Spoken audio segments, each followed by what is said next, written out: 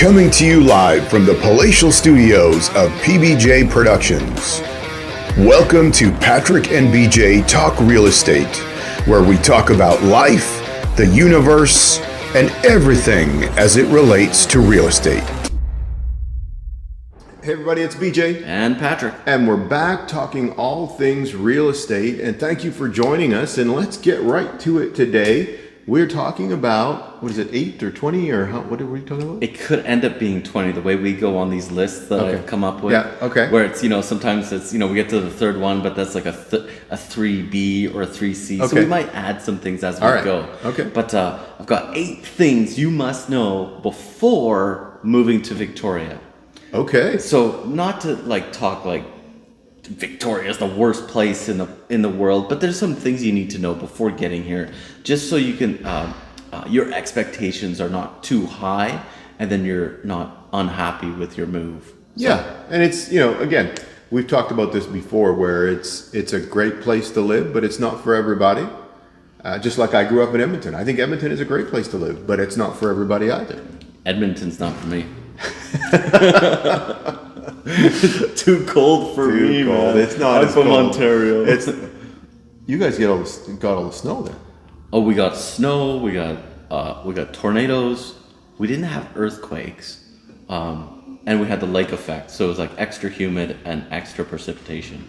Nice. Great thunderstorms, right? We had a thunderstorm this week.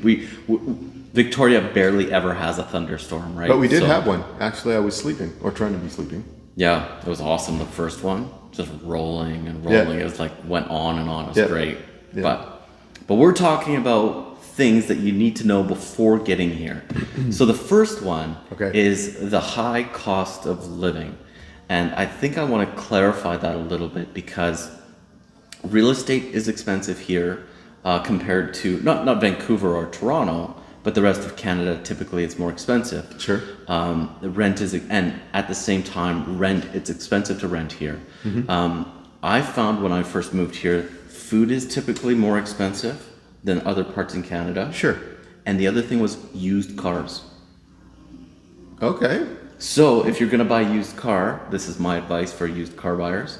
Yeah. Go up island or go back to the mainland. Get it and drive it over. There's just more supply, right? Yeah. And I don't know why it's cheaper up island, but it is. So those are some of the things that I noticed. Yeah. And I would say to add to that, with the food cost being a little bit higher, it's because it doesn't get driven here. I mean, it does, but it's got to come on a boat. That's part of the island cost, right? Yeah. It's got to get on the ferry to get here. So. And fuel is a little bit more expensive. Sure. But it's cheaper up island. Yes, it is. Yeah. Yeah, I have no idea. Even Duncan, right? Yeah, even Duncan, it's a little bit less money. Okay. But our winters are better than the rest of Canada, typically. Yeah. We have mild winters. Yeah. So it costs you less on your utilities to keep your house warm. Yeah. During the winter. So there's a bit of a gap there, where if we were talking about the cost of living, let's say back east somewhere, you're going to have to add that additional cost of heating your home, and I bet you this is probably why fuel prices for your vehicle are more expensive. I bet you we put less miles on our cars here than we do back east, where commuting times, it would be normal. Hamilton to Toronto, we're doing 140 kilometers an hour for 45 minutes, and we can get to the airport over there in Toronto and do whatever work you have to do. So we don't drive as fast here. That is true. And I think our commuting distances are shorter. Yeah. So there's a give and take, but the thing that stands out the most is real estate and rental prices. Okay. Did I miss anything? In terms of driving, that slower traffic keep right doesn't mean the same thing here as it does in other provinces. It doesn't. Right. Okay. I'm not going to pick on the drivers on the here. highways. Yet. Right. On the highways. So the next thing, especially in the summer, if you enjoy going downtown and enjoying the social life, even though we've talked about Victoria shuts down fairly early, it's the tourists. So we're a tourist destination. A lot of Americans, a lot of Europeans, a lot of everybody comes here to visit. Yeah. If it's in Tofino, Bouchard Gardens, downtown, the Empress Hotel, the Parliament Building, Fisherman's Wharf, on and on and on, right? There's a lot of things to see. So in the summer, the traffic is busier. If you're getting here by ferry, then there's more traffic altogether. Oh, lots of camping opportunities, hiking.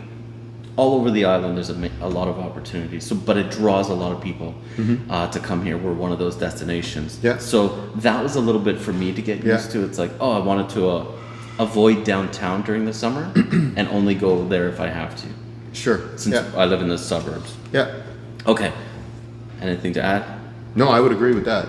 Okay. Yeah. Now, maybe I don't know what Edmonton's like, but Hamilton driving to Toronto, I've got nothing to complain about, but everybody here seems to say something about the traffic. If they have to commute to one of the burbs, one of the other municipalities, if they work downtown, I think we here we value our time and our lifestyle that much where we start to notice the time that's being spent in traffic. Where back east it seemed like an hour to get to work was no problem. Yeah, same in Edmonton, I think. I think the difference also is the infrastructure here, admittedly, is not the greatest. That's a good point, because we don't have many ways to get up island. Right. Or to Souk. Right. Right. We have the constraints of being on an island. Yeah. Yeah, and so you don't have, big wide highways and high speed limits and slower traffic, keep right. Slower traffic. You're going to keep saying that one, right? Is that driving you nuts? Yeah. Is that bothering you today? No. Doesn't bother me at all. Okay. Okay, so that's traffic. Number 4. Okay. Shopping and entertainment choices are limited. And we talked about before Victoria shutting down a little bit early in the evening. Yeah. But shopping and entertainment, it's not like Vancouver. Yeah. If you like shopping for clothing, there's limited choices. I think for men's clothing, like if it's suits or something like that. Yeah. There's not that. There's some great boutique options out there, but it's limited. Yeah. And entertainment, we said this before, there's not like big sports leagues. We have a smaller population in Vancouver and Seattle, so maybe we don't get the big rock concerts that we would normally get if we were in a big city. Yeah. So just knowing that before coming here, if you want to go see the Canucks game, you're gonna fly or get on the ferry to Vancouver. Yeah. Okay. Number 5. People have been telling me about this ever since first time I came to Victoria. Okay. And it's the big one. When is the big one gonna happen? So Vancouver Island is on a fault line. Ever since I ever heard about Victoria, I was like, there's going to be a big earthquake. There's going to be an earthquake. Right, so we're 300 years overdue. Us in California. And California? Isn't California waiting for the We're all on the same fault line. Is that San Andreas fault line? Yeah, whatever. That's how much we, we're aware of it. Have I thought about it? Yeah, I thought like, well, what if there's a tsunami? And it's like, well, I don't live right beside the ocean. I'm pretty elevated. You're a lot closer to the ocean. I'm closer to the ocean. Yeah, you might be more at risk if it ever does happen, right? Yeah. But it's not something that I think locals really worry about. Yeah. We might talk about it. It might be on the news once in a while. Right. But it doesn't seem to be a big concern. But it's something, it's good to know before you move here. Number 6 I've got as the weather. So, you like in the winter? Well, it's raining. Exactly. That first winter I was here, it was like a record straight raining for the first time, and I was happy because nothing was frozen. Yeah. Right. I was okay with that. Yeah. But it gets pretty gloomy. It's not like winters in Edmonton. Yeah. As far as I understand, it's sunny. Edmonton but it's cold. Edmonton is sunny, and it's not always that cold in Edmonton either. But it's sunny, and there's snow, and it's clear and crisp, and it's interesting you bring that up because a client of mine who came here, that was one of the biggest adjustments for him. He moved here from Edmonton. Yeah. And that was one of his biggest adjustments was to the winter. It's dark. It's dark, it's gloomy, and also that goes with that is all the trees. Oh. Like, it's okay to have trees, and Edmonton's a wooded area as well and stuff, but you still have, lots of horizon. Oh, yeah. Okay. Right? So you combine the less horizon to look at with rain and cloudy. So you're kind of and you're feeling a little closed in, and So yeah, I've heard that for sure. And then the summers, it's not hot and humid like I'm used to in Ontario, which was a long time ago now. But it gets really dry here, right? So we're in the rain shadow of the Olympic Mountains, however that works. Not a weatherman, that kind of thing, meteorologist. But we're in the rain shadow, so we get less rain from whatever mountains out there. Yeah. So Vancouver and Lower Mainland get more rain than Way us. more rain. Yeah. So it tends to be quite dry in the summertime. We're almost like, oh yes, thank you so much that it's raining. Hopefully for fires, right? Yeah. There's always a risk of wildfires around here. Luckily, I think we're getting away pretty good. We're done now because we're just starting to get the rain. We're just getting the rain now, right? Yeah. So, yeah, weather. That's how the weather is. Okay. Number 7, I would say this is mostly for downtown Victoria. Downtown's still a small city, but it has big city problems on a smaller scale. And I'm talking about homelessness and open drug use. Yeah. It's not on the scale as what's it called, East Hastings in Vancouver. It's not just, but it's just it's a scaled down version of that. Yeah. And I think we're aware of all the streets and like all the shelters. So if you're looking for a place in Victoria and you want to know which areas to avoid, well, we can obviously help with that, right? Yeah. And that's an ongoing issue for Victoria. It's sort of that black eye that like we can't hide it. I think it is what it is. Yeah, homelessness is an issue not just here, but in most cities, period, nowadays. Yeah. And I think one of the things here is because of the milder climate, it may be, a little more prevalent. Whereas, for example, I'll go back to Edmonton, when it's minus 20 or 30, yeah, it's not that you do away with the homeless people, but what they do is they do open up all the churches open up and the subway stations open up and those kind of things so that they have a place to stay. Shelter, so they don't freeze. Yeah. So that's mostly, I would say that's mostly a downtown issue. Yeah. Not to say it isn't in like the Western communities or somewhere else. It's just not visible like it is downtown. Yeah. And, I think the other part is there's ongoing efforts to address it, but it's a pretty complicated issue. Oh yeah, and we can't pretend to like have the solutions for that, but yeah. But just warning people, because I could go downtown. We spent downtown. We don't really go out much, like for nightlife, but we did some celebrating, and I feel completely safe downtown in the middle at night. Yeah. There's a lot of other people around, so it doesn't feel unsafe. Yeah. So but to be aware of that, right? Yeah. And the last one would be, because we're on an island, traveling. So getting to and from the island is that extra step. Like, what is the YYJ? It's supposed to be an international airport. Like, where does it go? Like direct flights from Victoria. Here? You might get Hawaii. Vancouver. Yeah, you get a direct flight to Vancouver. Or Seattle. And if you actually want to go anywhere, you have to go through Edmonton. It's pretty much like all the connecting flights. You fly from Victoria to Vancouver or Victoria to Edmonton, and then Victoria to Vancouver, and then Edmonton, and then you go to Europe or Mexico or wherever. Vegas. I'm trying to remember the last time I flew out east. I went through Calgary. Just going to Ontario, we went through Calgary. Yeah. So landed in Calgary, switched, hopped onto a different plane, and then off we went.